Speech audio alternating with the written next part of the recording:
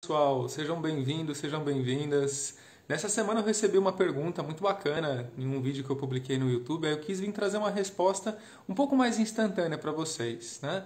Essa pessoa perguntou o que é o tal do chamado, que as pessoas muito falam nas terapias, falam nos cursos em relação a quando você sentir o chamado, quando você ouvir o chamado, quando você perceber que o chamado chegou até você. Aí a pessoa perguntou, tá, mas o que é esse tal desse chamado? O que eu vou saber? Como eu vou saber que realmente eu recebi efetivamente esse chamado na minha vida? Bom, eu vou contar o meu humilde ponto de vista em relação a isso, né? A percepção que eu tive, né?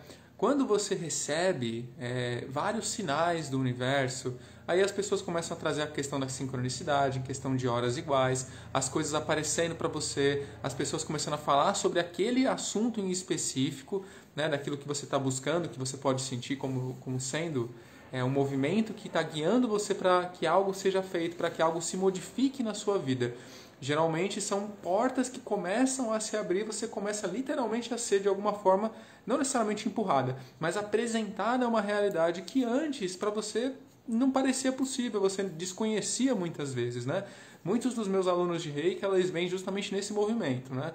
Passaram em uma terapia em algum momento, ou então simplesmente ouviram falar e se encantaram, sentiram dentro de si alguma coisa diferente, como se fosse um quentinho, vamos dizer assim, uma certeza de que aquele era o caminho, e não sabiam muito o porquê. Tem algumas pessoas que chegam, inclusive, sem saber exatamente o que é, mas elas escutam que aquilo pode auxiliar de alguma forma no processo pessoal delas, de reconexão com elas, de acesso ao divino interior delas, e elas se arriscam, né? Elas literalmente pagam para ver. E agora com os cursos de Theta Healing isso tende a acontecer também. Inclusive tem uma pessoa que chegou num movimento semelhante a esse e foi justamente isso que ela obteve, essa conexão com ela mesma.